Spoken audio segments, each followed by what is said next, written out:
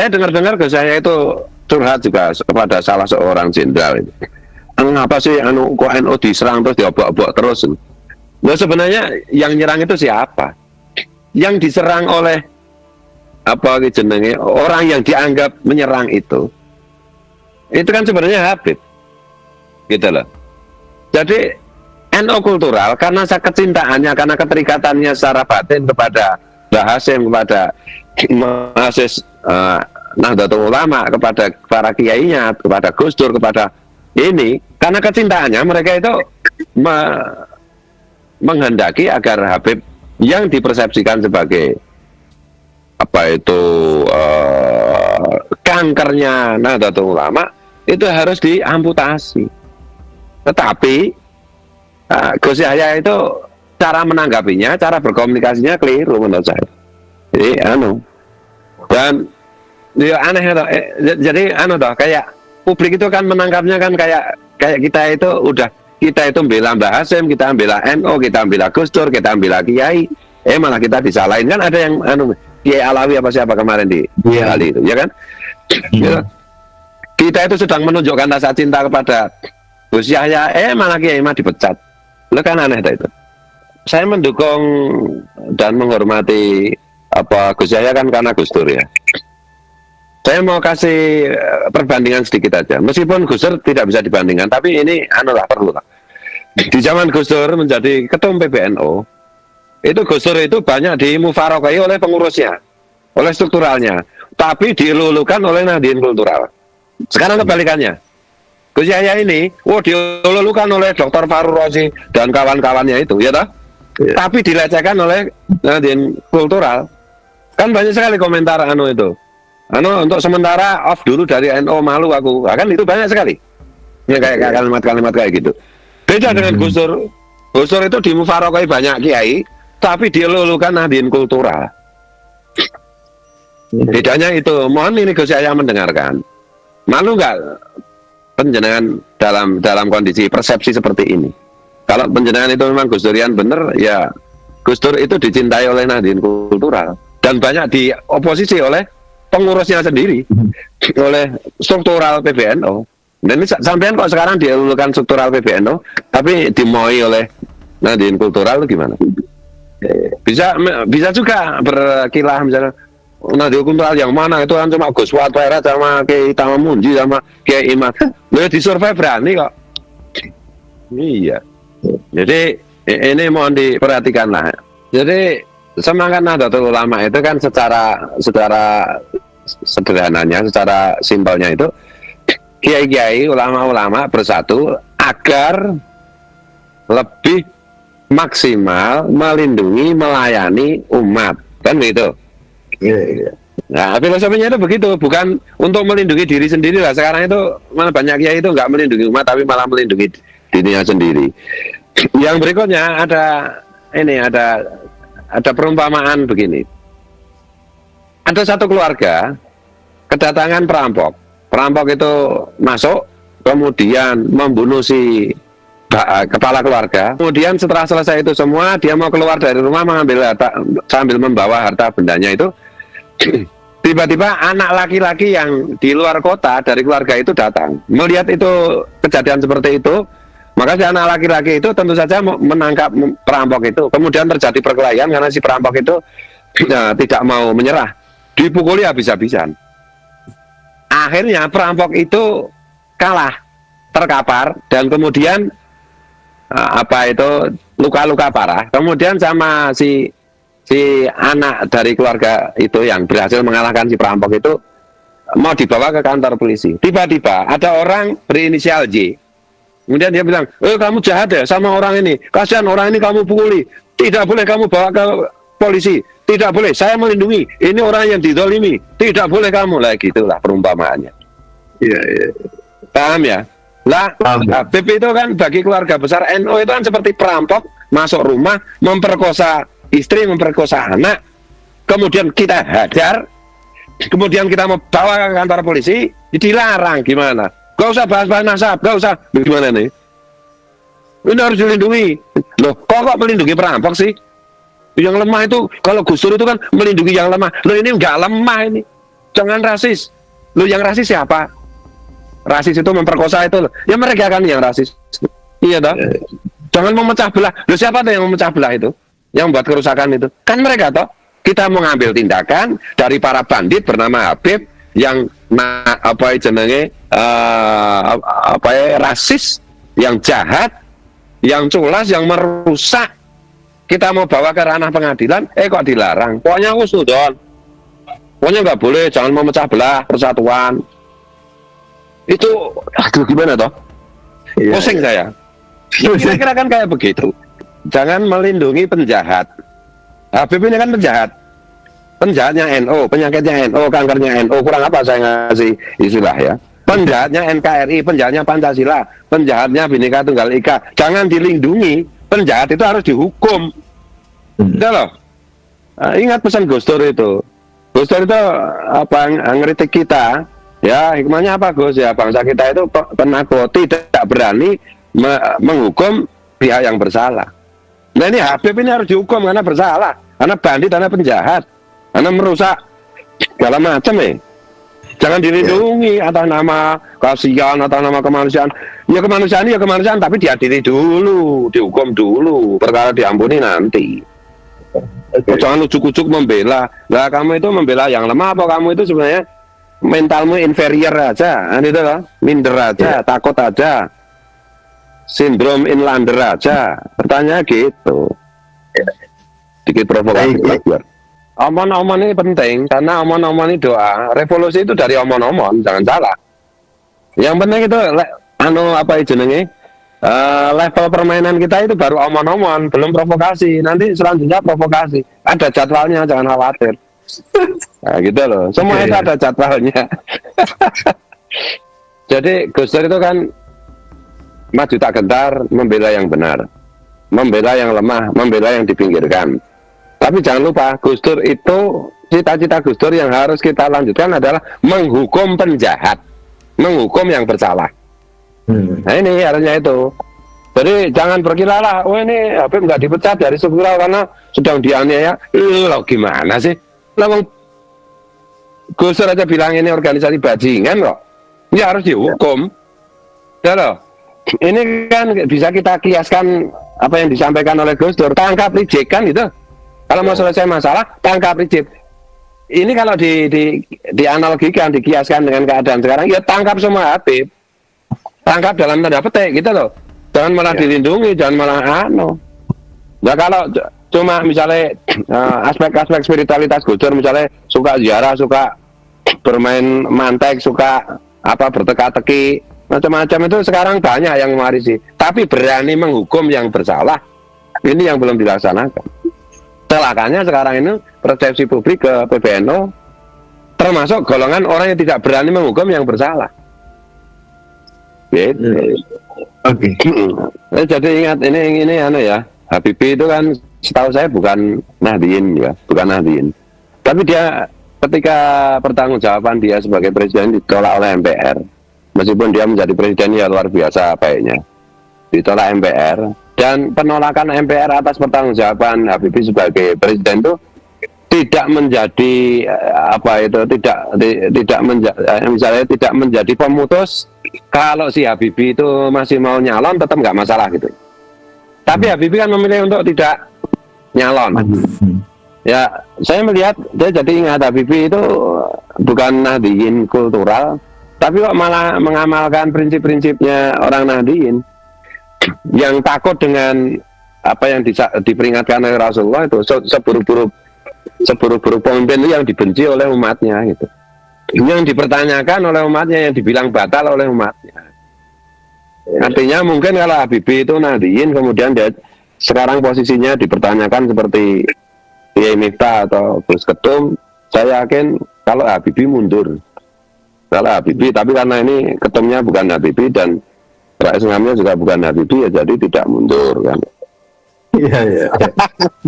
Ini mohon maaf loh, ini perbandingan saja, perbandingan saja yang tidak harus dipikirkan. Tapi kalau banyak teman-teman yang tersinggung, saya mohon maaf sebesar-besarnya.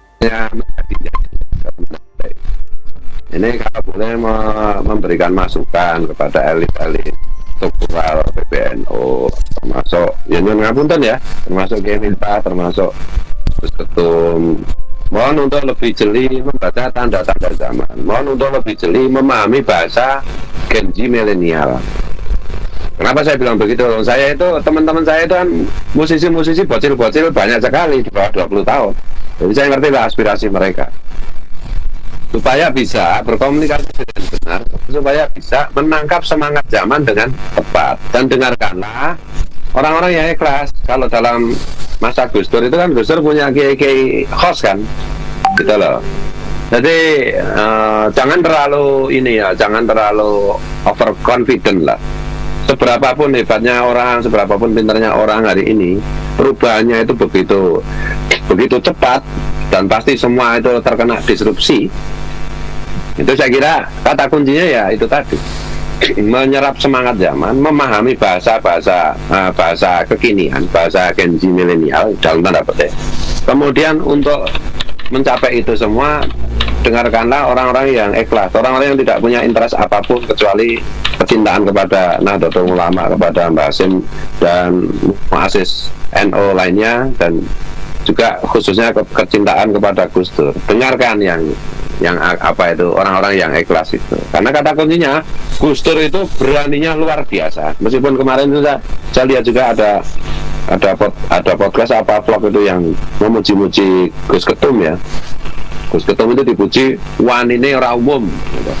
Keberaniannya luar biasa itu bahasa Indonesia. Tapi menurut saya kok belum level itu, atau karena dipuji itu jadi keberaniannya jadi menciut gitu. Gus Dur, kalau Gus Dur itu memang wanine ora umum tenan. Ya karena apa? Ya karena Gus Dur itu ikhlas. Gitu loh, gitu aja kok repot semuanya gitu. Pokoknya maju tak gentar, membela yang benar. Oh, gak peduli dia itu dioposisi oleh teman-temannya sendiri. Yang penting beliau itu melindungi, melayani, menjadi khadimul ummah, yang durunal ummah binaini rahmah, itulah Gus Dur. Makanya ya kita semua kalau bicarakan Gus Dur itu kan lama-lama kan ada keharuan yang menguasai psikologi kita toh. Karena betapa Gus Dur itu sangat mencintai umatnya. Jadi umatnya pun sangat mencintai Gus Dur. Jangan sampai cuma dicintai teman koleganya sesama struktural, tapi dimuai oleh umat. Nanti kalau gitu itu namanya berbalikan dengan semangat Gus. Kemarin tuh kita pikir hanya Miftahul Ahyar yang jadi bulan-bulanan gitu ya. Dan sekarang setelah adanya pemecatan Kiai Iman ini, saya juga kena sampurnya juga, kena batunya juga. Dan kalau saya perhatikan ini terjadi itu karena apa ya, bahasa komunikasi yang dipilih oleh Gus Yahya itu kayaknya perlu dipertimbangkan ulang. Saya sendiri itu kadang-kadang kan kalau baca komentar netizen, sekarang PBNU itu terlalu politis macam-macam. Padahal saya kan nggak terlalu lihat itulah, nggak bagi saya nggak. Ya, biasa aja lah PBNU sejak dulu ya begitulah. Cuma setelah saya pikir-pikir itu apa sih yang dirasakan netizen kok katanya Gus Yahya itu ketika PBNU dalam kepemimpinan Gus Yahya itu sangat politis gitu. Itu saya pikir-pikir itu ini cuma aja bahasa pilihan bahasa komunikasinya. Jadi kalau kita perhatikan Gus Yahya itu kalau menyampaikan gagasan dan idenya itu lebih bercorak gitu lah, atau berstyle atau bergaya seorang politisi daripada bergaya kultural, bergaya seorang kiai gitu. Saya perhatikan begitu, dan ini mungkin karena kebiasaan Gus Yahya di masa muda ya berorganisasi dan lain-lain ya. Kebetulan HMI atau tidak PMII dan seterusnya itu ya, atau juga pergaulan Gus Yahya dengan berbagai macam kalangan di dunia internasional gitu ya. Sehingga saya dulu itu pernah kritik juga atau Gus Yahya itu kalau berkomunikasi itu banyak nggak nyambung lah dengan umatnya itu, dengan Nahdlatul kultural. Banyak yang punya itu gimana? Maksudnya banyak disalahpahami oleh Nahdlatul kultural gitu. Jadi di satu sisi misalnya Gus Yahya itu bilang nasab untuk menggambarkan kepalsuan nasab palsu Habib Ba'alwi, ya, dia itu membandingkan dengan nasab wayang misalnya. Itu kan sebenarnya itu pengen menyampaikan bahwa nasab Habib Ba'alwi itu ya seperti nasab wayang itu memang ya fiktif gitu. Tapi di satu sisi juga beliau mengatakan pokoknya husnuzon kan. Nah, padahal itu sebenarnya itu masih konsisten kalau saya bilang. Husnuzon itu kan tidak bisa untuk apa itu jenenge kriteria ilmiah, tidak untuk kriteria benar atau salah. Tapi karena sedemikian rupa cara komunikasinya ke saya seperti itu, saya melihat bahwa komunikasi ini gagal, pesan ini gagal disampaikan. Di samping juga pemicu besarnya itu adalah yaitu tadi ya, dicopotnya Kiai Imaduddin Utsman dari anggota LBM Pusat. Dan faktor berikutnya ya karena mungkin ya Gus Yahya kan kemarin juga mengambil beberapa temannya seperti Mas Dr. Najib Aska, dosen UGM itu yang tidak punya tradisi NO yang kuat, tetapi sebagai akademisi, sebagai pemikir luar biasa hebat dan jadikan masuk ke pengurusan. Di satu sisi ada Dr. Fahru Rozi gitu loh, yang sampai sekarang masih menjadi budaknya Habib itu, yang terbiasa banget apa itu memasuki alam struktural PBNU dan dengan gaya apa ya pendekatan kekuasaan seperti itu. Nah, orang-orang baik seperti Dr. Najib Aska yang di endorse masuk ke PBNU oleh Gus Yahya, tapi karena dia tidak ada kebiasaan atau tidak terbiasa masuk ke struktural PBNU, tentu saja tidak bisa memberikan masukan-masukan yang di luar kompetensi bidangnya gitu. Sementara seperti Dr. Fahru Rozi yang udah belusukan di dunia struktural PBNU sekian lama dengan membawa apa itu cara berpikir dan keberpihakan yang menurut saya membahayakan nasib NU, itu apa ya lebih luas di dalam berkomunikasi dengan misalnya dengan Rais Ngam, dengan ketua umum. Nah, akibatnya desakan-desakan lobby seperti itu di satu sisi yang saya pandang idealis, yang saya pandang objektif itu masuk struktural PBNU dengan dalam tanda petik itu tidak percaya diri karena tidak merasa orang lama gitu. Sementara orang lama yang ada di situ yaitu kebetulan kok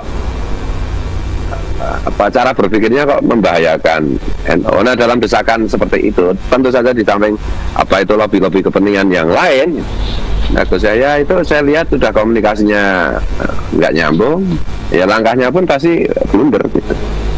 Nah, ini kita membuat podcast ini kan sekali lagi dalam rangka kecintaan kita kepada PBNU, kepada Nahdlatul Ulama, kepada Mbah Hasyim. Kalau saya wabil khusus kepada Gus Dur, karena bagi saya itu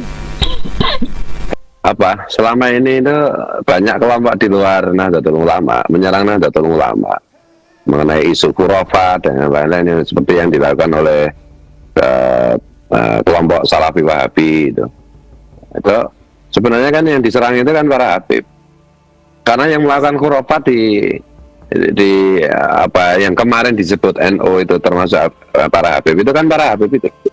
Sementara kalau nada dasar dari gerakan para ulama NU itu kan selalu diukur dengan ilmiah tidak ilmiah. Bahkan untuk mengukur satu level spiritual seseorang di dunia kiai itu yang pertama itu saya masih ingat sejak kecil itu. Itu dari segi ilmiah aja masih kurang gitu. Jadi pertama itu ilmiah dulu apa enggak ilmiah dulu gitu. Kalau itu memang pantas jadi misalnya saya kasih contoh ya, misalnya bagaimana dulu orang itu nyondro itu memuji itu Kiai Dem Yatim Banten, Abu Yatim Banten Cidahu gitu. Wah, itu kalau Kiai Dem itu memang sangat ilmiah itu. Nah, pertama itu selalu begitu. Baru kemudian bahkan dalam topik pembicaraan spiritualitas metafisis itu yang pertama itu ukurnya itu orangnya ilmiah apa enggak ilmiah. Sementara Habib itu kan double semua kan. Nah, warga NU kultural itu begitu gigih, termasuk saya misalnya itu membalas serangan-serangan dari Salafi Wahabi itu ya sebenarnya Salafi Wahabi itu mereka itu sebenarnya kan yang diserang itu kan sebenarnya NU bagian Habib gitu. Atau dengan kata lain itu Habib yang berlindung di bawah ketiak NU. Nah orang NU ketika ada Habib berlindung di bawah ketiaknya, karena husnudzon mereka itu memang min dzurriyyati Rasul benar, maka mereka tidak keberatan. Mungkin ini blessing in disguise lah dan seterusnya, termasuk saya misalnya, termasuk Kiai Tamam saya yakin, termasuk Kiai Imad. Makanya Kiai Imad dulu sempat FPI juga kan, sempat anu juga ya, karena itu ya klaim nasab tersambung ke Rasulullah itu benar-benar apa ya, mau tidak mau kita itu harus benar-benar menghusnudoni semua sikap-sikap mereka yang konyol, yang apa itu merusak Islam dan merusak citra luhur Rasulullah itu sendiri. Nah, warga Nahdien Kultural yang selama ini sedemikian rupa membela apa itu kehormatan Nahdlatul Ulama, dan ini gara-gara kelakuan Habib yang minta perlindungan kepada NU.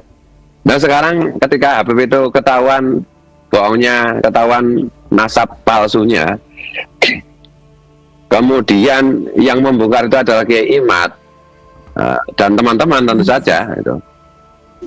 Yang Kiai Imad itu salah seorang dari pengurus struktural PBNU. Nah PBNU itu lebih berpihak kepada pengurus struktural PBNU yang dari kelompok Habib, yang jelas-jelas itu menimbulkan masalah selama ini saja, udah menjadikan NU sebagai bemper. Dan di sisi lain mereka berbagi tugas seperti Rizik Syihab itu dengan mulut busuknya menghina Gus Dur misalnya, apa itu Faisal Assegaf misalnya, dengan mulut najis mugholadhonya menghina Mbah Hasyim misalnya.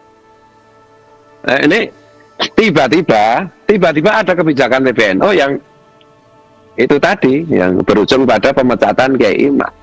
Makanya awal kita menanggapi itu Kiai Imad itu mau dipecat, mau tidak dipecat, macam-macam. Itu masalahnya bukan di situ. Masalahnya itu apakah Rais Ngamdan, ketum PBNU, dipersepsikan publik membela kebenaran, membela warganya, atau membela pengurusnya yang lain yang dari marga Habib. Makanya ada banyak itu vlogger-vlogger yang bilang, ya sudah Habib itu apa itu enggak boleh, kalau Habib itu boleh jadi pengurus PBNU, ya sekalian aja itu si Sopowi jenenge si Basalamah suruh jadi pengurus NU, si Felixio jadi pengurus NU. Ya itu sinisme mereka begitu gitu.